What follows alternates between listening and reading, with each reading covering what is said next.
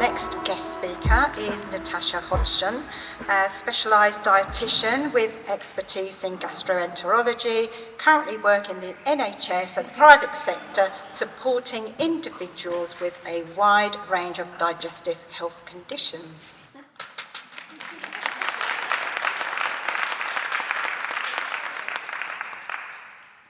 Just a bit of background, not that you really want to know about me, but just so you know that what I'm telling you is factual. So I'm a registered dietitian. I did my degree in Plymouth a few years ago now. I'm HCP registered, so I'm healthcare professional registered. I'm a member of the British Dietetic Association.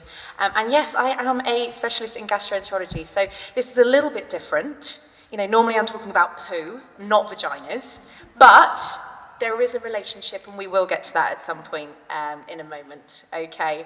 And that is one of the things, some of my research that I've done in gastroenterology actually brought me to, you know, being quite interested in the menopause and how that can affect. There are so many things that can obviously influence and change during this perimenopausal phase, as Dr. Danielson already touched on, you know, the risk of your bone health, cardiovascular risk, but also your body composition changes massively during this time. Have you had first-hand experience? Nods, yeah, lots of changes happening within our female bodies, isn't there? Symptoms, obviously Dr. Danielson has already touched on some of these, but some of these, you know, we do have some nutritional strategies behind these.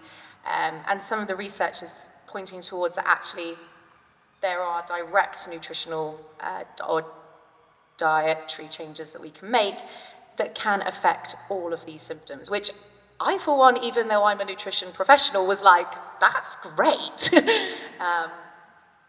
So, nutrition during perimenopause.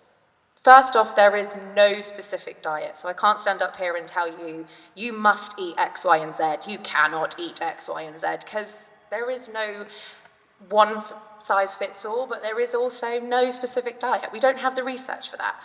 Unfortunately, it's a massively underfunded area. We do not have enough research in this area. Hopefully that is changing with, you know, the likes of Davina. But yeah, for that reason, I cannot give you a, this is what you must eat. In saying that, there is recommendations of when, what, when, how, that obviously play an integral part in the management of your day-to-day symptoms and your long-term health, you know, of those increased risk factors that we know that we're going to be at risk of after perimenopause and menopause, okay? So, the how and the when. We're thinking about mindful eating. Have you heard of that phrase before? Yeah, some nods. Yeah. So mindful eating, we are trying to have your eating as an eating experience. You're sitting down. You're taking the time with your food. You're not quaffing it down as you're shouting at your kids and doing about 20 other things, which I know is all part of an ideal world. But actually, if we can take the time to not be sat on our phones and not be looking at a screen, actually we can engage more with our food. And that has had so many positive associations with how much we're eating, how satiated we're feeling by our food, and also our connection with our food, which is really, really important. Regular intake. Sometimes I know that we're all busy. Sometimes, you know, oh, I skipped breakfast. Oh, I forgot. I was too busy. I'm not that person, by the way. Dietitian, thinking about food all the time. But it can really it can really aid with maintaining those blood sugar levels, okay? Your body knows when it's going to get fed. It's prepared, it can get prepared. And it means that you don't have those slumps. It prevents those mindless snacking in the evening. You ever, you know, gone all day, you haven't eaten anything, and then you get to the evening, you're reaching for the chocolate, you're reaching for the crisps. Actually, if we have a bit more during the day, we may not be doing that. And it prevents that swing of over-hungry, over-full.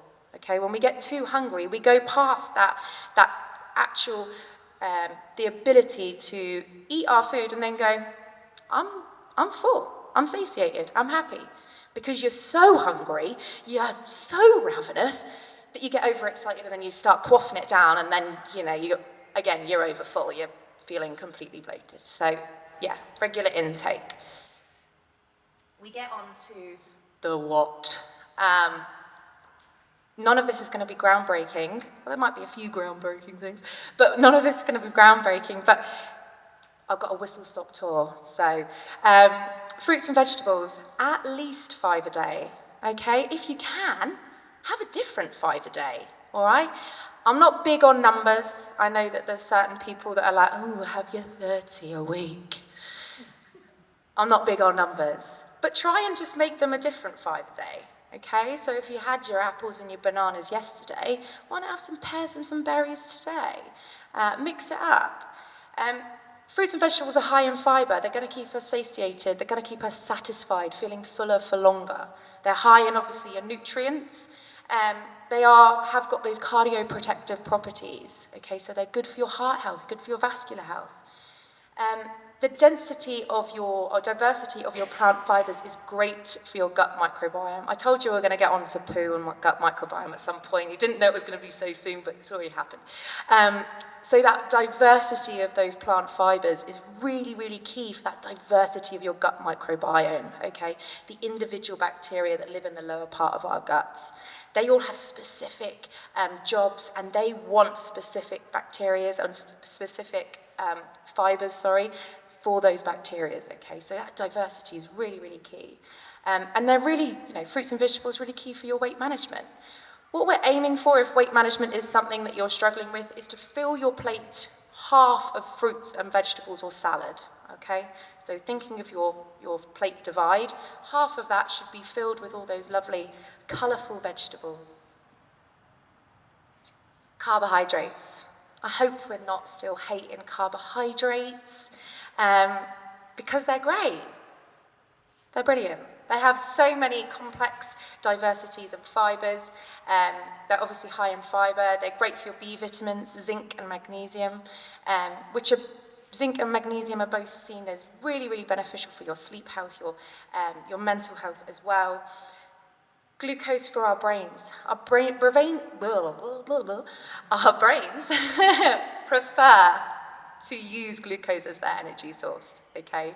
So it's giving your brain what it wants. It's giving it some extra glucose.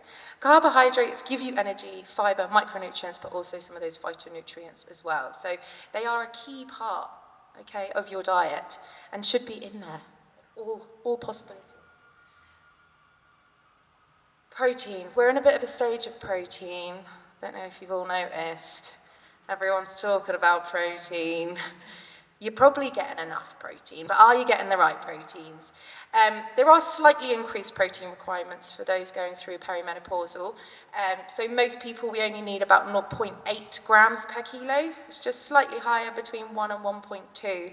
And that's to help with the preservation of your lean muscle mass. Obviously, that estrogen and all those lovely receptors, as Dr. Danielson already said, they're all over the body. And to help with preserving that lean muscle mass, we need to actually have enough protein coming in from our diets.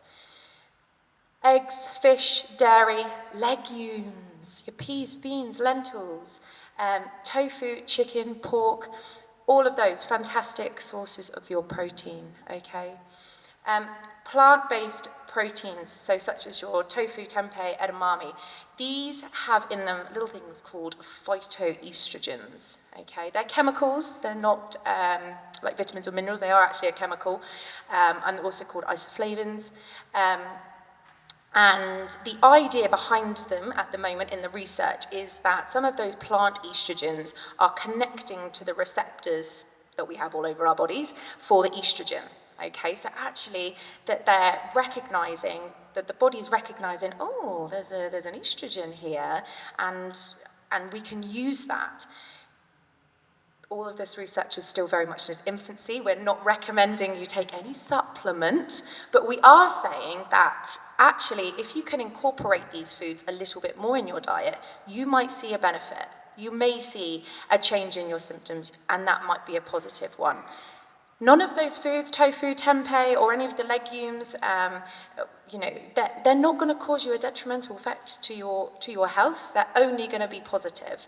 So even if you were to trial them for 2 weeks and see how you got on, Also, some of the very small changes can make big effects. So even if it is just having a bit of tofu in with like a chicken salad that you normally have, you know, just adding those things in. One thing that I've just started doing that my husband has got no idea is adding lentils to bologneses. Makes it so much cheaper, you know? We're reducing our cost, we're increasing the amount of plant proteins that are coming in, and yeah, he's farting a little bit more. Dietary fats. It was really popular at one point. Omega-3s were kind of like, oh, you're going through menopause, you know, perimenopausal symptoms, take your omega-3 fatty supplement. We don't necessarily recommend that at this time. We really try and encourage you to get everything that you need from your diet. We're wanting you to focus on the mono and polyunsaturated fats. So those are the nuts, the seeds, extra virgin olive oil, avocados, okay? Those are the dietary fats we want you to opt for over some of those other dietary fats, okay? As I said, your omega-3s come from your oily fish, salmon, pilchard sardines, but also if you're on a vegetarian or vegan diet, you can get from flax or chia seeds. I think that would be the only time when I would recommend an omega-3 or 6. But again, that's going to be very personalised to you and something that I'll also be here later that we can discuss.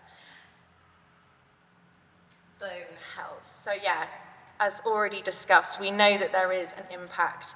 Estrogen decline, faster turnover of bone, okay? We're constantly turning over our bone has a constant turnover. That does, it increases the rate due to those the decline of estrogen.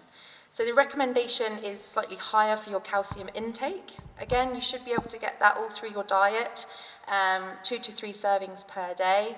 Sources of calcium, obviously your dairy products, fortified milks or fortified milk alternatives, not the organic versions, just to make that clear. So if you're opting for the organic kind of plant milks, they actually won't be fortified. So I would go for just your bog standard, not organic milk alternatives. Fortified cereals, tofu, almonds, dark leafy greens, all brilliant sources of calcium. So you can see how you could actually, from a really very balanced diet, you can get in 2 to 3 portions of calcium per day. Vitamin D is probably the only micronutrient that I will ever recommend as a kind of collective, and again that's due to the fact that over the winter months here in sunny England we don't get enough, and the average is, or the actual recommendation for everybody is about 10 micrograms, 400 IU daily, but as Dr. Danielson said, actually it is very personal from person to person. We have lots of conditions, there are lots of gastrointestinal conditions where that is actually increased. So yeah, it's always good to either discuss with your GP, discuss with a registered dietitian like myself, or yeah, have a look and see what other resources that might be able to aid you. Gut health. So our gut health and our gut microbiome, there has been, in a lot of the research that we're seeing coming out at the moment, there is a distinct difference between pre, peri, and postmenopause, your diversity of that gut microbiome, okay? Again, just hits home at how important our gut microbiome is, because it is obviously picking up on all of those hormonal changes and going, everything seems a bit scary, we're gonna just reduce a bit. So it's really, really important to look after our gut microbiome, even more so. There's loads of prebiotic foods. All of your fruits and vegetables are prebiotic foods. Here's just a few that we know are very garlic and onions, oats, that are really high in your prebiotics. So they are the food in which your microbiome eat. Your fermented foods are probiotics. They are parts of living organisms. So they're very small parts of organisms to populate that gut. So you have that diversity. And you can get those from things such as your kefir, kimchi, your sauerkraut, but also from yogurt and cheese and sourdough bread. So yeah, gut health as well can be really impacted from your hydration and your fiber status, okay? Preventing constipation and bloating. I see so many patients in my clinics with IBS every day, and a lot of them are around menopausal, perimenopausal age, where their symptoms are getting a lot worse. And sometimes it can be really simple, as they're just not hydrating themselves enough, or they're just not eating enough fibre. So yeah, really important, just then sometimes simple things. Yes, all the happy stuff. Limit or in moderation. We don't want to cut anything out completely if you don't want to, but actually just having that moderation. So caffeine, alcohol, highly processed meats, salami, bacon, ham, and refined carbohydrates. I know. No bacon. Yeah, you can still have it once a week, but just not every day. And your refined carbohydrates, and that's just coming from that sort of weight management perspective as well. You know, with the refined carbohydrates, some of those more, so those white grains, actually, we've got that ability to sort of overeat in them. And also they're often a lot more processed. They have that perfect mix of sugar, salt, and fat, which keeps us going back for more. So yeah, it's just one of the things to have in moderation. Overall recommendations. So we're looking at the Mediterranean diet. It comes back time and time again because it's the best. It's high in fruits and vegetables. You've got your whole grains in there and your complex carbohydrates that are opting for those brown grains. Fish, dairy, plant proteins, and your healthy fats. Obviously, careful consumption of those highly processed foods, reduction in the caffeine, supplementation of vitamin D. And I would just always say that sometimes even the smallest of changes can make the largest impact. So you don't need to do, crazy dietary changes to maybe just have a small impact in your symptoms. And finally, let food be your ally through this transition. It doesn't have to be the enemy, and you don't have to feel, I can't have this and I can't have that. Let it actually support you through this process. Okay? Do you want me to do questions at the end? Or? Yeah, that's fine. Thank you. Thank you.